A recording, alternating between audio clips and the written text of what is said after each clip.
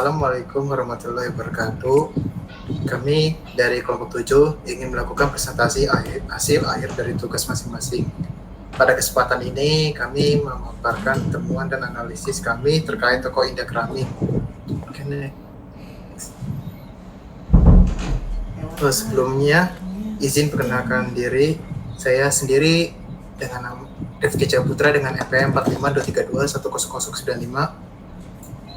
Dengan saya Kakak Bilama dengan NPM 4523210008. Dengan saya Soma Ramdhani Setiawan dengan NPM 4523210106. Dengan saya Mesak Maekar yaitu tugas programming dari 4523210062. Nah, untuk tugas individu saya yang gunakan ini, tugas 1 skenario sistem dan tools yang kami gunakan untuk membuat workflow itu Draw.io. Untuk pemilik bisnis ini Bapak Ansari, aliran proses yang digunakan oleh kelompok kami adalah aliran linear. Untuk metodenya waterfall, teknik pengujiannya dipimpin oleh kelompok menggunakan metode partisi ekivalen atau kelas ekivalen. Oke, next.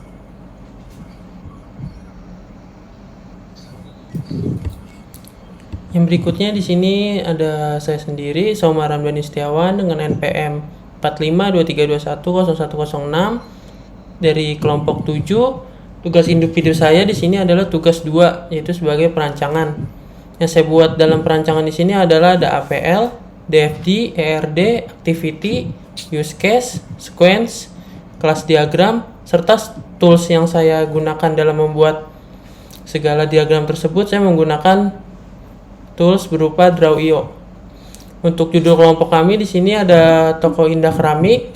Lokasi bisnis yang diamati oleh kelompok saya di sini ada di Jalan Gunung Sahari nomor 18A RT 1 RW 9 Pademangan Baru, Kecamatan Pademangan, Jakarta Utara, daerah khusus Ibu Kota Jakarta, dengan kode pos 14420. Pemilik bisnisnya yaitu Bapak Ansari. Aliran proses yang dibuat oleh kelompok kami di sini aliran linear. Metode perancangan yang dipilih oleh kelompok kami di sini waterfall. Teknik pengujian yang dipilih oleh kelompok kami di sini metode partisi ekivalen atau kelas ekivalen. Dan saya dengan NPM 4523210008 dengan AKB Muhammad. Tugas individu yang saya gunakan dan toolsnya adalah saya di sini sebagai tugas 3, yaitu perancangan yang membuat database LOC table dan menghitung presentasi biaya LOC dan memperlihatkan database yang ada. Di sini saya menggunakan tools yang digunakan adalah MySQL dan SMPP. Di sini kami memilih judulnya yaitu toko Indah Keramik.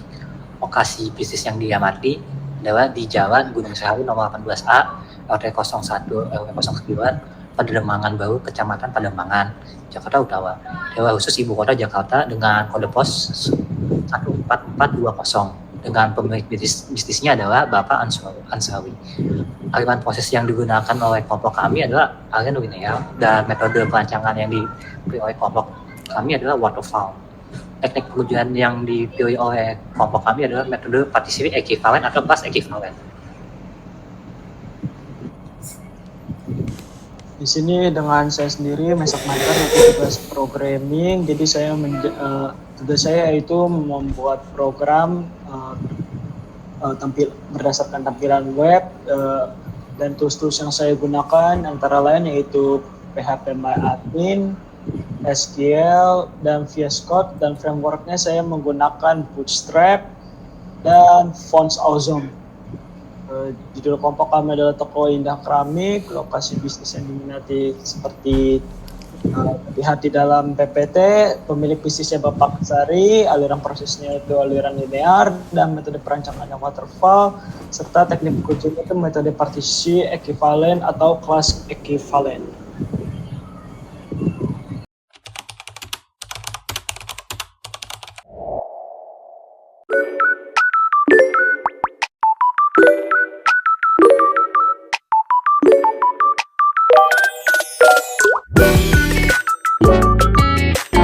Assalamualaikum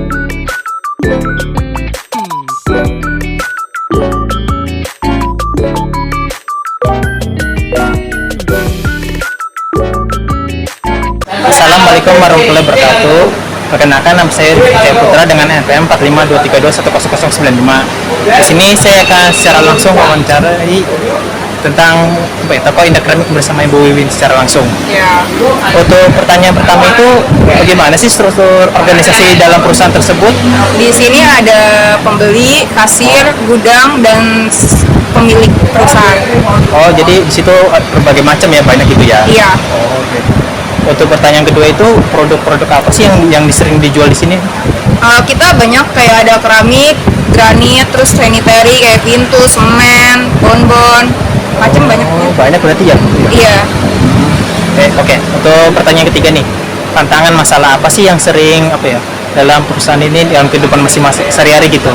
Kayak stoknya kadang kalau orang buat nyambung itu kadang kosong. Oke, miskomunikasi gitu ya? Bukan sih, kayak misalkan stoknya salah satunya itu, terus di situ kadang juga stok stoknya kita di komputer sama stok fisik gudang itu kadang suka selisih. Oh, gitu. Jadi apakah perusahaan sudah menggunakan sistem atau tools tertentu saat ini, Kak? Paling sih Excel aja ya untuk saat ini ya. Siap. Apakah perlu dukungan mobile app atau cukup berbasis web? Aja sih untuk saat ini. Beberapa yang wajib ada di dalam sistem. Yang pertama itu di dalam manajemen keuangan itu ada apa? Ada katalog, stok, sama harga sih. Kalau di dalam manajemen jual, Ada order, invoice, sama pembayaran. kalau di dalam manajemen pelanggan Riwayat transaksi sama loyalitas. di manajemen juga. Gudang ada stok keluar masuk barang, terus transfer antar gudang. Kalau di dalam pelapor, Penjualan, laba rugi, dan lain-lain. yang pertanyaan kedua Kak, apakah kita perlu mendukung multi user dengan akses berbeda?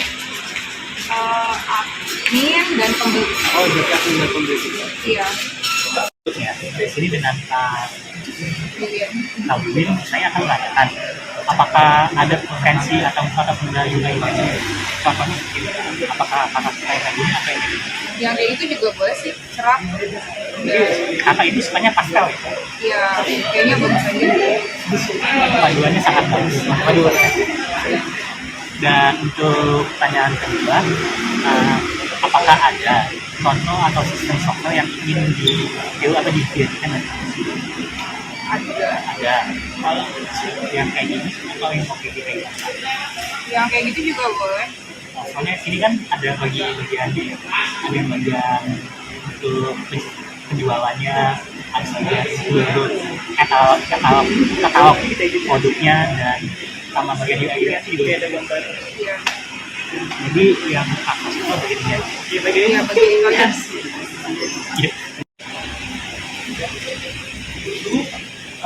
Apakah perlu dukungan mobile app atau cukup berbasis web? Aja sih untuk saat ini. Nah, untuk tugas ini saya sebagai skenario dan workflow business. Di sini saya akan menjelaskan tentang latar belakangnya dulu. Toko Indah Keramik itu adalah sebuah usaha rintel keramik di Jalan Gunung Sahari Raya 18A yang masih tercatat transaksi, stok, dan laporan keuangan secara manual, sehingga sering terjadinya data itu tidak akurat, laporan terlambat, dan stok sulit dipantau. Untuk mengatasi ini, kelompok kami pada tanggal 8 Maret 2025 telah mewawancarai pemilik Bapak Ansari dan Ibu Wiwin selaku wawancara kami.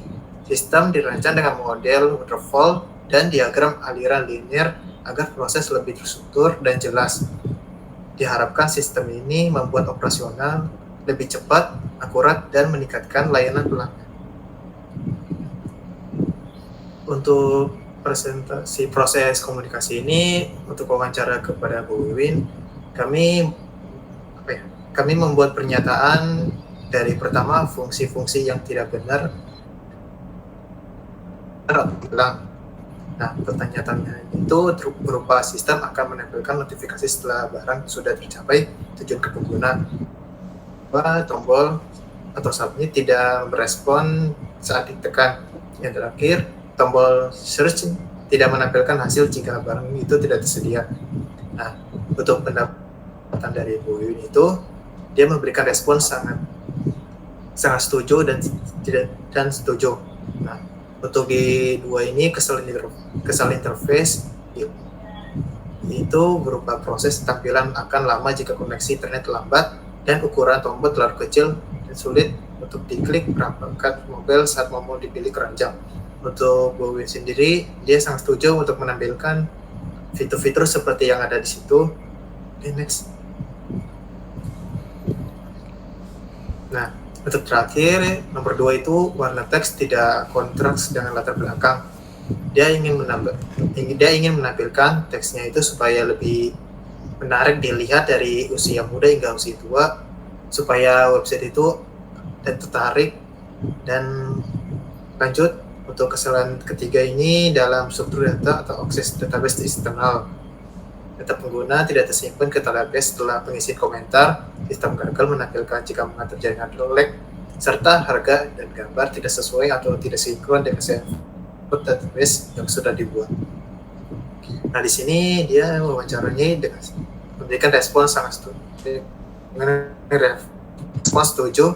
Lalu di bagian kesalahan kinerja, bila waktu loading halaman lebih aplikasi mengalami lag saat memproses data besar dan proses login membutuhkan waktu yang lebih lama.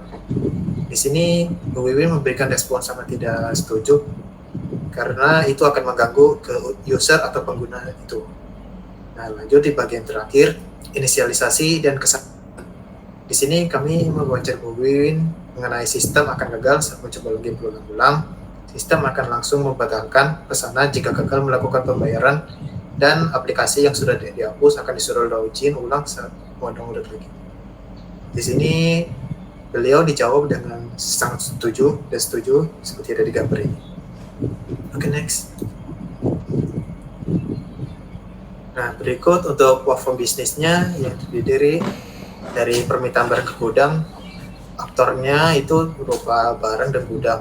Kita mulai dari identifikasi kebutuhan dari barang tersebut, platform permintaan barang, isi detail barang, kirim ke bagian gudang. Maka ke bagian gudang akan mengecek ketersediaan barang. Lanjut ke barang tersedia apakah ia ada atau tidak. Jika tidak, maka mengkonfirmasi barang tersebut tidak tersedia dan selesai. Jika iya, maka siapkan barang, buatkan surat jalan bukti pengeluaran, dan serahkan ke barang tersebut. Maka si barang akan menerima barang dan menandatangani bukti terima ke barang. Maka barang akan mengambil stok dan selesai. Lanjut ke permintaan barang ke supplier. Di sini terdiri ada dua aktor, yaitu pembelian dan supplier. Kita mulai dari pembelian, start, rekap kebutuhan barang, buat invoice order, pembelian, lalu minta persetujuan. Persetujuan itu setuju atau tidak. Jika tidak, maka akan merevisi PO-nya. Jika iya, maka akan kirimkan PO ke supplier. Maka supplier itu akan menerima PO dan memberikan konfirmasi pengiriman ke pembelian. Lanjut di bagian pembelian akan dibuat jadwal pengiriman dan diakhiri tunggu pengiriman barang itu sampai ke tujuan selesai. Next.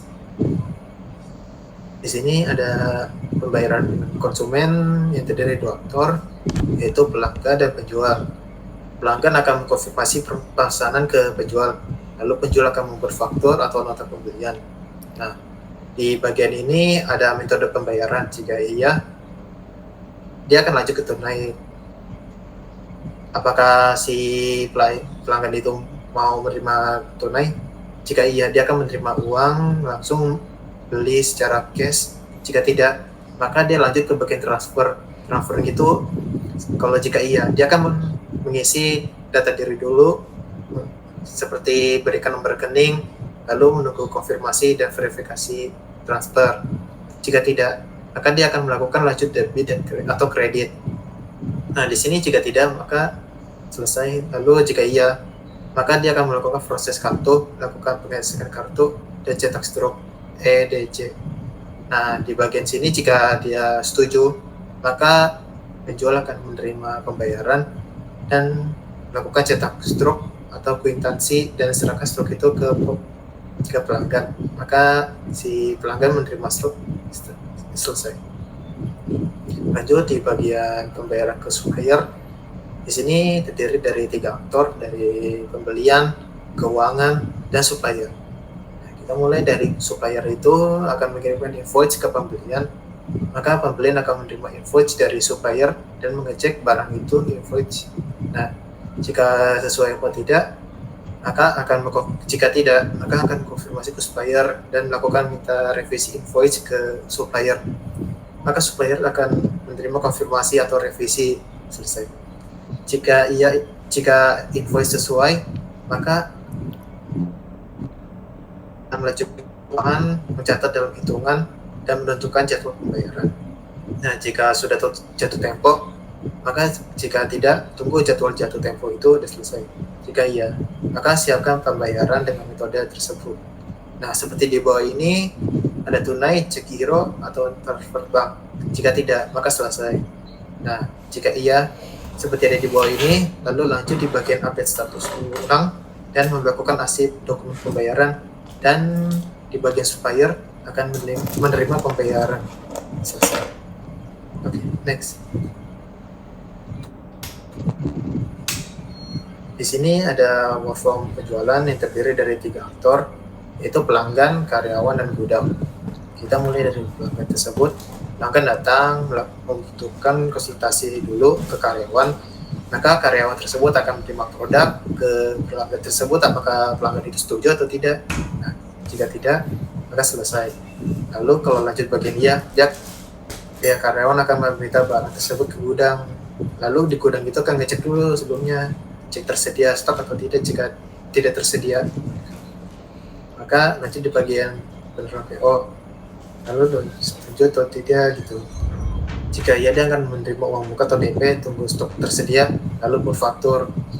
Nah, setelah itu buat cetak faktur dan melakukan proses pembayaran ke pelanggan. Maka pelanggan akan melakukan pembayaran, terima barang, selesai. Lalu di sini workflow return barang. Di sini terdiri dari 3 aktor, yaitu konsumen, admin, dan gudang.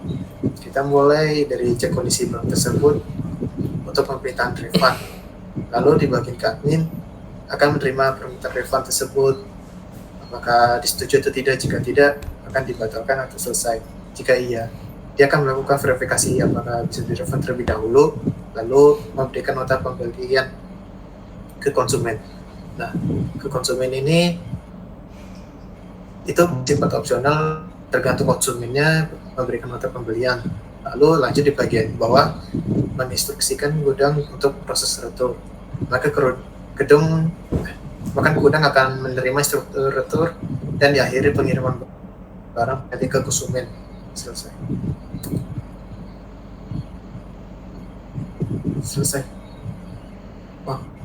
Untuk stok barang ini yang terakhir terdiri dari 2 aktor, yaitu stok tersebut dan gudang.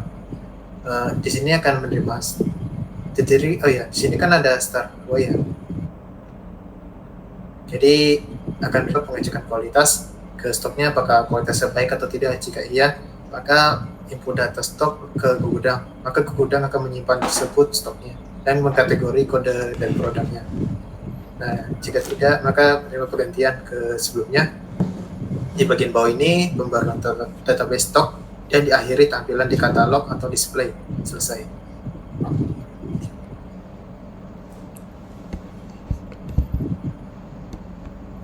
Selanjutnya di sini ada bagian saya di sini membuat APL-nya.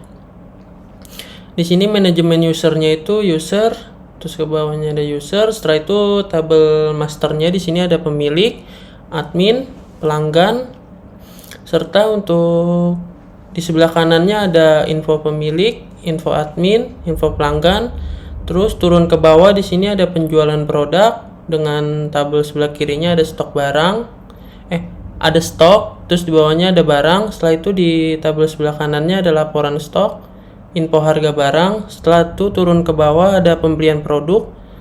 Di sebelah kirinya terdapat jenis produk, di sebelah kanan ada laporan jenis produk. Next. Setelah itu di sini ada diagram DFD level 0. Di sini ada si SI-nya, SI-nya ini sistem informasinya penjualan indah keramik. Terus untuk si admin di sini mendapatkan info barang, info login, supplier, info pelanggan, barang, info karyawan. Setelah itu untuk si pelanggan di sini mendapatkan info jual, info harga, info pelanggan. Setelah itu di sini ada si pemilik. Pemilik di sini mendapatkan laporan jualan, info karyawan, harga, info pelanggan, info login, info user, info barang keluar. Next. Setelah itu di sini ada diagram level 1-nya. Boleh minta di zoom sedikit, Mesak. Untuk cukup untuk si pelanggan di sini sebagai manajemen usernya dan si admin juga sebagai manajemen usernya. Setelah itu si pemilik pun menjadi manajemen usernya. Setelah itu di sini pelanggan bisa mendapatkan login serta mendapatkan info login. Setelah itu pada tabel masternya si pelanggan itu dapat info barang, info harga, info pelanggan. Setelah itu mendapatkan info jual. Untuk jual dan info jual itu tidak termasuk ke tabel master. Setelah itu tabel master yang kedua itu di sini ada si admin.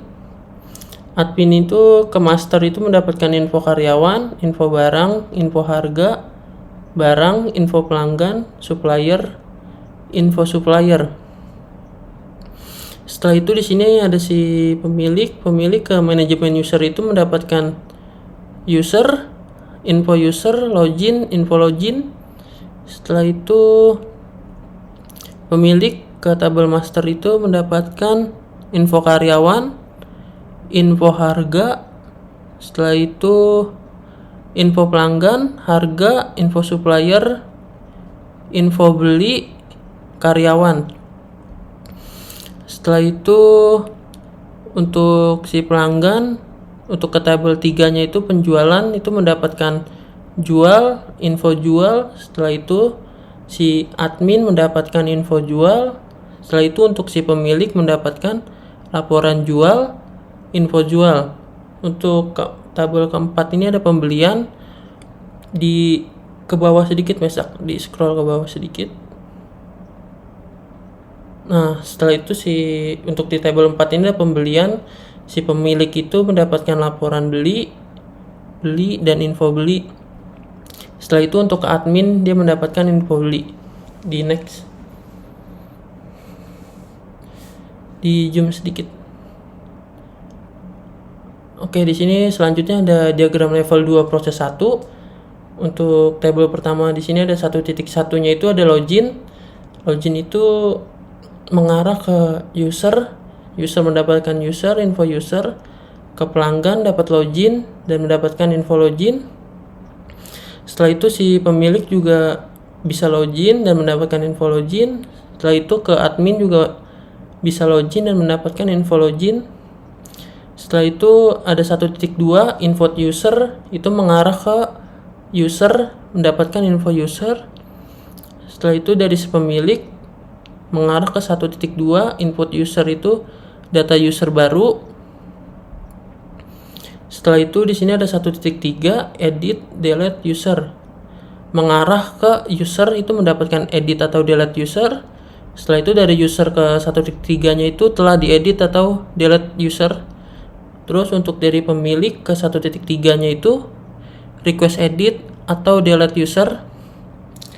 Setelah itu di sini ada 1.4 view user. Dari tabel 1.4 itu mengarah ke pemilik itu mendapatkan info view user. Terus dari user ke 1.4 itu mendapatkan view semua data user. Di next. di zoom.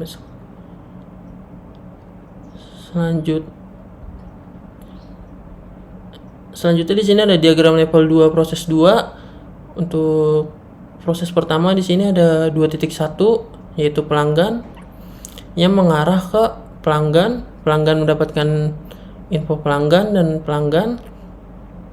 Setelah itu 2.1 mengarah ke admin mendapatkan info pelanggan.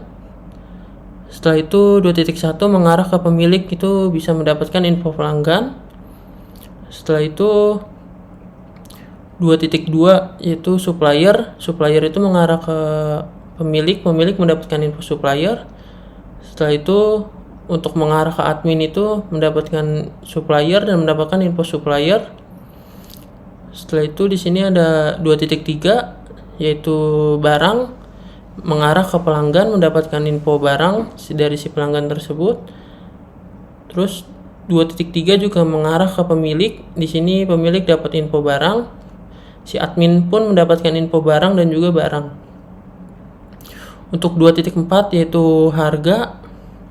Si pelanggan tersebut juga mendapatkan info harga, si pemilik juga dapat info harga, dan si admin juga mendapatkan info harga. Setelah itu 2.5 yaitu karyawan. Si pemilik ini mendapatkan karyawan dan juga mendapatkan info karyawan. Si admin pun mendapatkan info karyawan. Next.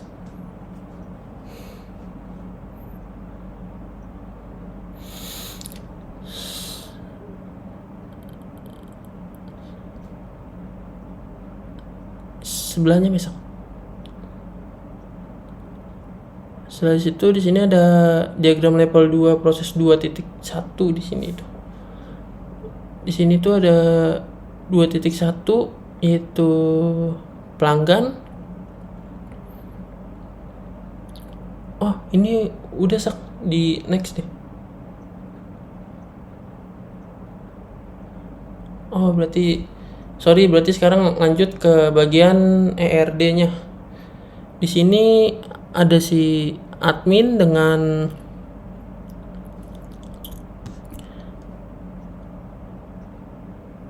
di sini pertama itu ada si admin itu mendapat ada admin ID, total harga, email, password, telepon. Setelah itu admin mengelola jual itu di sini terdapat pelanggan ID, admin ID, jual ID, tanggal pembelian, total harga.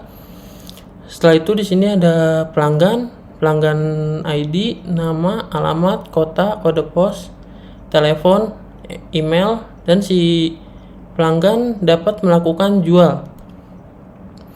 Setelah itu jual memiliki pembelian produk yang terdapat pembelian produk ID, jual ID, barang ID, jumlah, harga satuan, subtotal. Setelah itu dari pembelian produk berisi barang yang terdapat barang ID, nama barang, jual ID, harga, stok, deskripsi. Setelah itu di sini paling atas ada supplier itu supplier ID, nama supplier, kontak name, alamat, kota, kode pos, negara, telepon, dan si supplier ini bisa menyuplai barang. Next. Di zoom next. Dari atas. Lagi.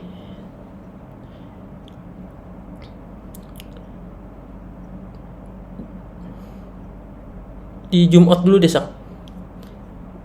Oke. Selanjutnya di sini ada activity diagramnya. Boleh di zoom next.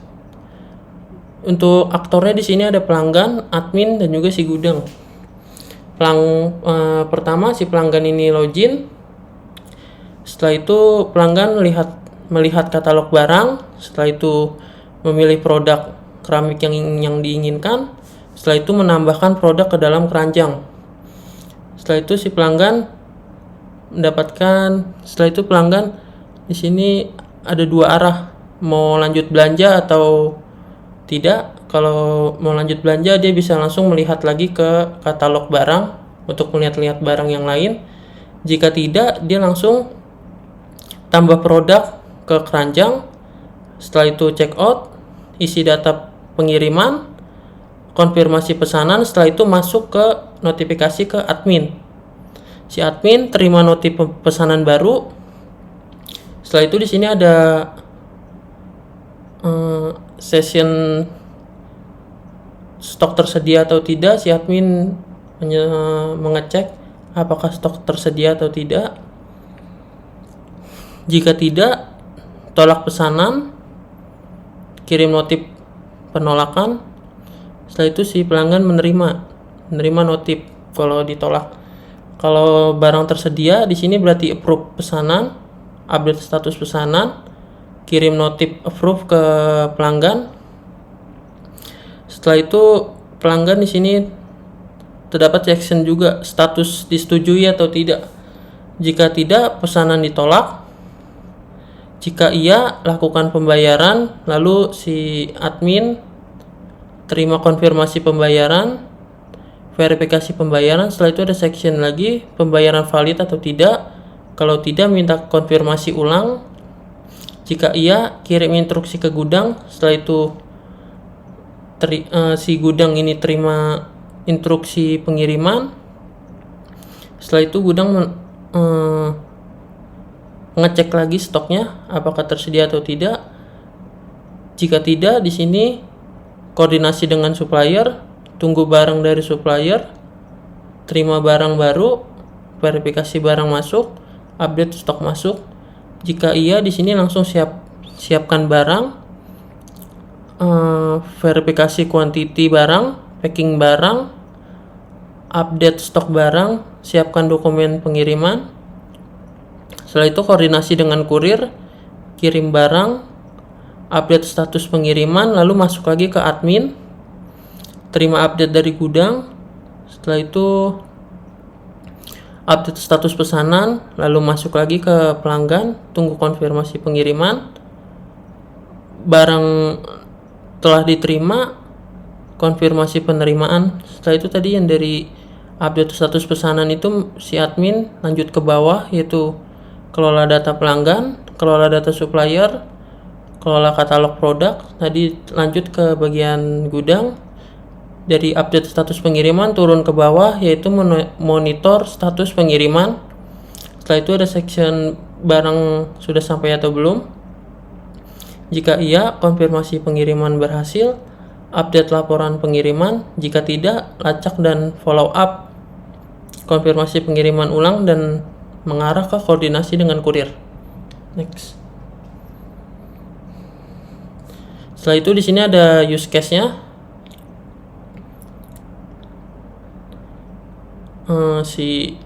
Pertama di sini ada si admin. Admin itu bisa login sistem, bisa kelola data barang, kelola data supplier, kelola data pelanggan, update stok barang, lihat katalog barang,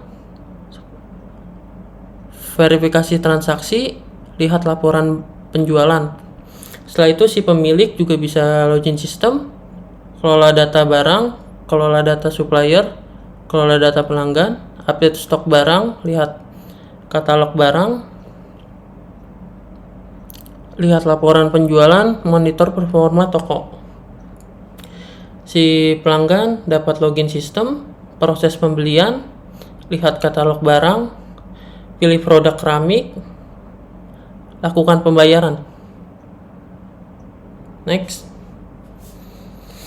Di sini ada diagram sequence.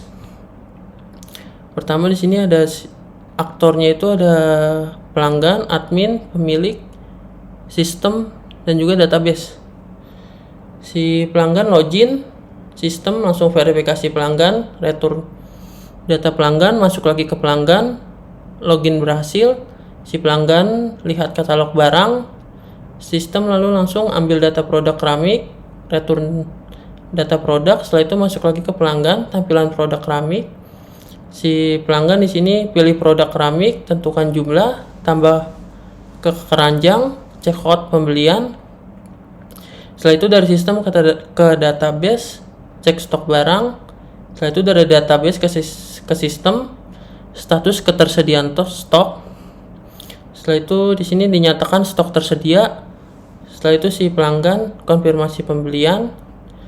Setelah itu dari sistem ke database, untuk data pembelian baru, sistem ke database, buatkan detail pembelian produk, sistem ke database, kurangi stok barang, dari database ke sistem, transaksi berhasil disimpan. Setelah itu dari sistem lanjut masuk ke pelanggan, konfirmasi pembelian berhasil, dari sistem ke admin, notifikasi pesanan baru. Setelah itu dari admin ke sistem, terima notifikasi, dari admin ke sistem, proses persiapan barang, admin ke sistem, konfirmasi barang ready. Setelah itu dari sistem ke database, update status pesanan. Setelah itu dari sistem ke pelanggan, notifikasi barang ready. Dari sistem ke pemilik, laporan transaksi penjualan. Dari pemilik ke sistem, terima laporan penjualan. Setelah ini di sini stok tidak mencukupi. Dari sistem ke pelanggan, pesan stok tidak tersedia. Setelah itu dari sistem ke admin, notifikasi stok menipis. Dari admin ke pemilik, laporan kebutuhan restock. Setelah itu dari pemilik ke admin, instruksi untuk melakukan pembelian ke supplier. Next.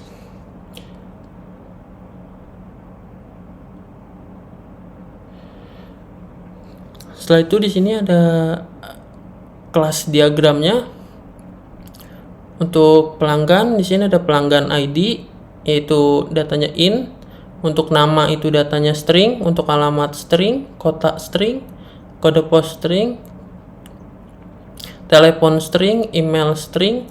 Setelah itu sini get pelanggan infonya itu string, get untuk update pelanggannya itu void, delete pelanggannya itu void. Setelah itu pelanggan membeli ke tabel penjualan produk dengan isi penjualan ID datanya in, pelanggan ID datanya in, admin ID datanya in, tanggal penjualan itu date time, total harga itu desimal.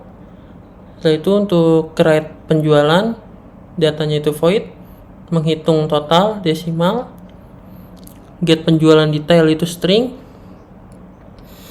Setelah itu ada si admin itu admin ID dengan data in, nama itu dengan string, email string, password string, telepon string. Setelah itu ada login itu boolean, untuk kelola barang itu void, proses pembelian itu void. Setelah itu admin mengelola penjualan produk. Si admin juga dapat mengelola pembelian produk dengan data supplier ID in, barang ID in, admin ID in, tanggal pembelian date time, jumlah in, harga beli desimal, total biaya desimal, create penjualan void, menghitung total desimal, update stock void. Setelah itu dari penjualan produk di sini mencakup pembelian produk. Setelah itu dari supplier, di sini ada tabel supplier ID datanya in, nama supplier ID string, kontak name string, alamat string, kota string, kode pos string, negara string, telepon string. Setelah itu get supplier, di sini juga string, update supplier void, delete supplier di sini void. Setelah itu dari supplier mengarah ke barang yang menyediakan, jadi si supplier menyediakan barang. Di sini ada tabel barang, di sini ada barang ID dengan data in, nama barang string, supplier ID in, harga desimal, stok itu in, deskripsi string. Setelah itu ada get barang info string, update stock void, quantity in, update harga void, cek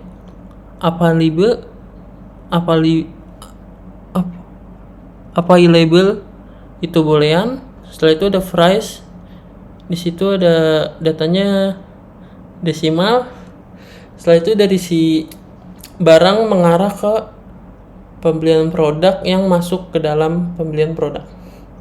Next.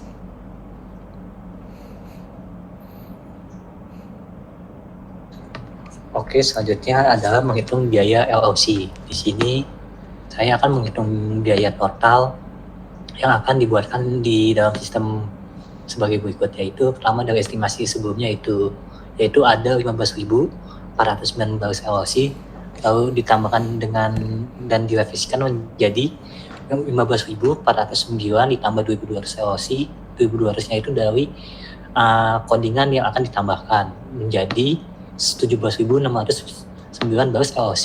Nah, di dalam satu programmer hanya sanggup menyediakan sekitar 609 barrel LOC per bulan. Jadi 17.609 dibagi 609 sama dengan 29 karyawan per bulan.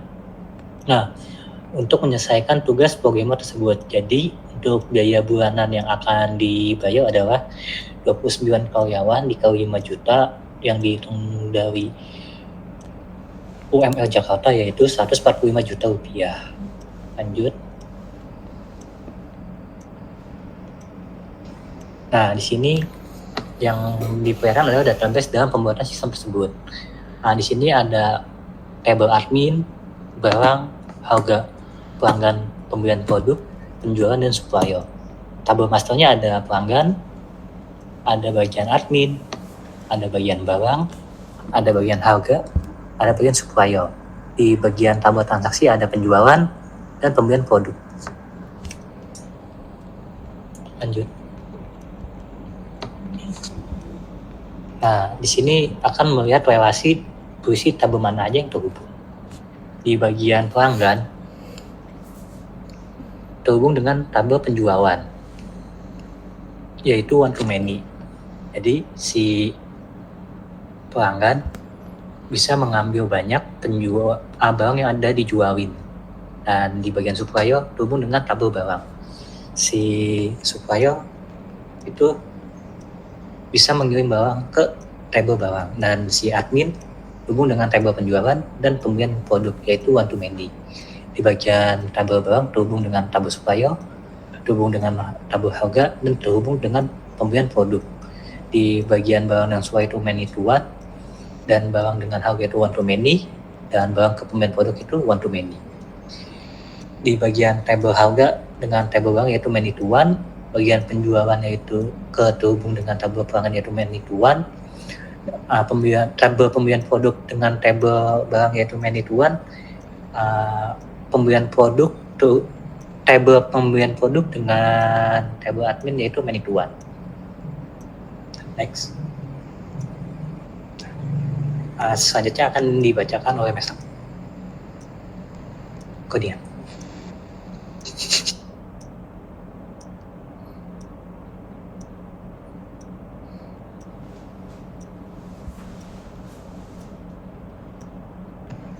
Nggak dijelasin itunya.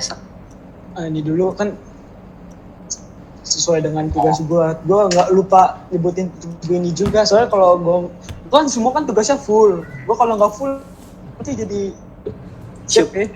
Lanjut. Dan tugas saya yang pertama itu estimasi proyek perangkat lunak. Jadi di sini saya akan melihat berapa banyak codingan saya menurut perkiraan saja. Jadi itu codingan yang sering ditampilkan atau gampang dibuat, sedangkan SM itu rumit tapi masih bisa dibuat. Sementara space itu logikanya jadi susah dibuat, agak kompleks dan jarang dijumpai. Di sini di login system ada 100 SOPT, 150, 200, jadi kalau di total menjadi 150, dan untuk kelola data barang totalnya menjadi 300 LOC, dan kelola data pelanggan menjadi 250 LOC, proses pembelian totalnya menjadi 350 LOC, dan kalau data supplier 200 LOC, update stok barang 150 LOC, lihat katalog barang 150 LOC, dan lakukan pembayaran 300 LOC, dan verifikasi transaksi 250 LOC. Jadi baris kode transmisinya terestimasinya jadi 2200. Oke, kita lanjut ke codingan.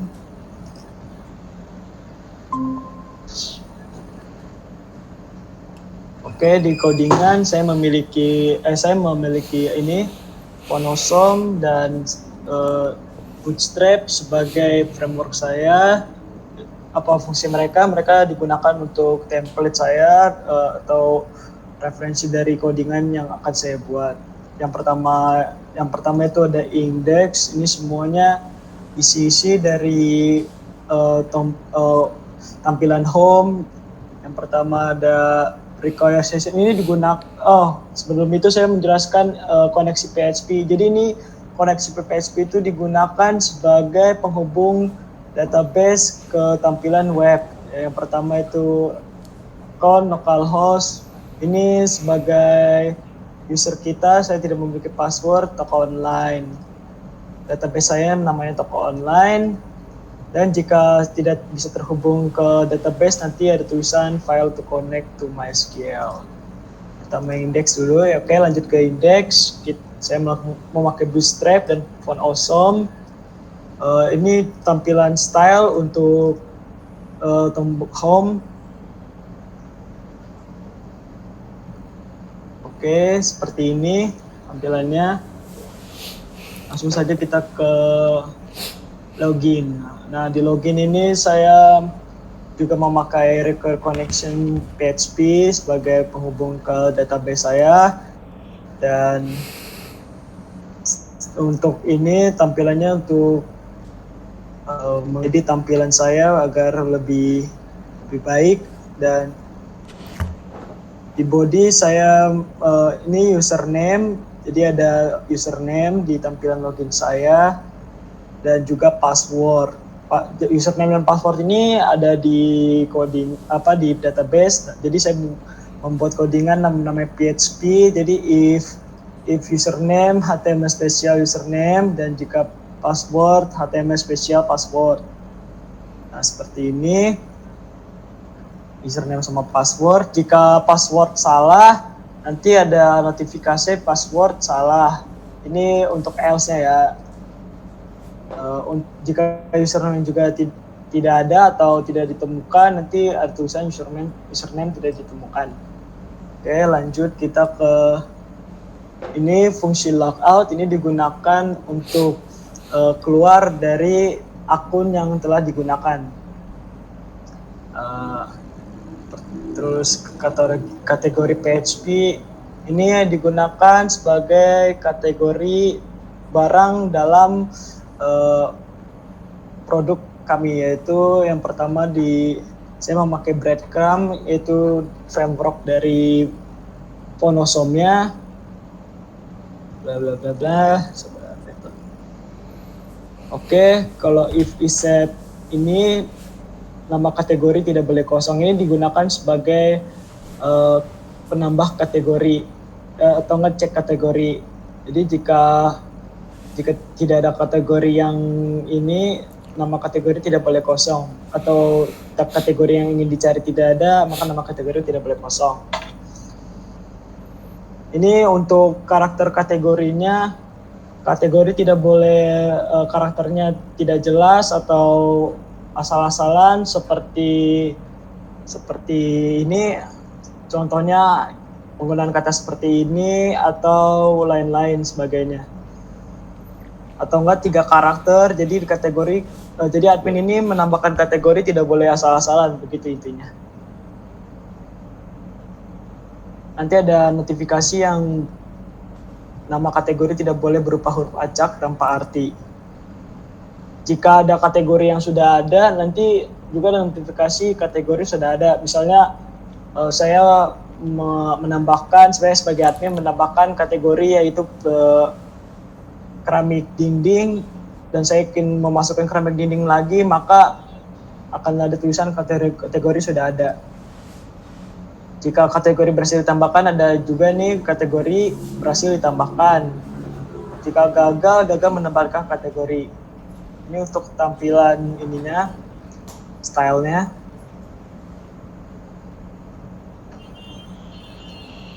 Gini untuk tampilan list kategori. Jadi di kategori saya memiliki list nomor, nama, sama action. Action ini digunakan untuk edit sama delete kategori. Oke, langsung saja kita ke produk. kategori detail dulu. Di kategori detail tidak jauh beda, tapi di detail kategori ini digunakan untuk edit dan delete. Ini edit beserta delete kategori yang akan ingin di-delete atau diedit. Jadi saya memakai logika if, jika if saya kategori, saya masukin kategori, data kategorinya. Terus ini sebagai refresh di dalam halaman web agar kontennya ter-refresh 0 detik, dan untuk jika sudah ditambahkan jika kategori sudah ada, silakan masuk kategori lain. Jika diedit sudah kayak gini, terus kalau sudah berhasil diedit, kategori berhasil diupdate, dan jika berhasil dihapus, nanti ada tampilan kategori berhasil dihapus. Untuk gagal menghapus juga ada tampilannya.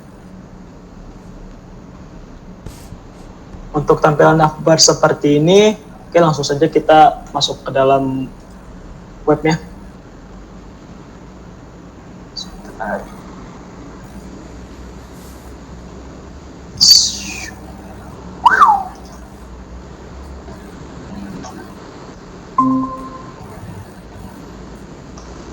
Begini, untuk mau nambahin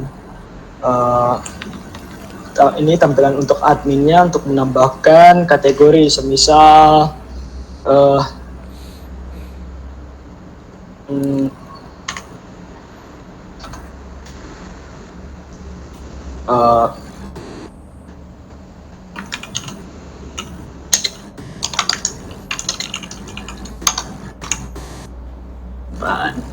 nah, kategori berhasil di ini ditambahkan jadi namanya pintu besi. Jadi kategorinya bertambah jadi pintu besi. Jadi lihat detail bisa kita ganti, misalnya pintu besi jadi pintu kayu. Edit kategori bersedia update jadi pintu kayu nih setelah diedit. Dan kita mencoba untuk delete. Jika kita mendelete pintu kayu, kategori berhasil dihapus dan pintu kayu pun berhasil dihapus. Sekian dari presentasi saya.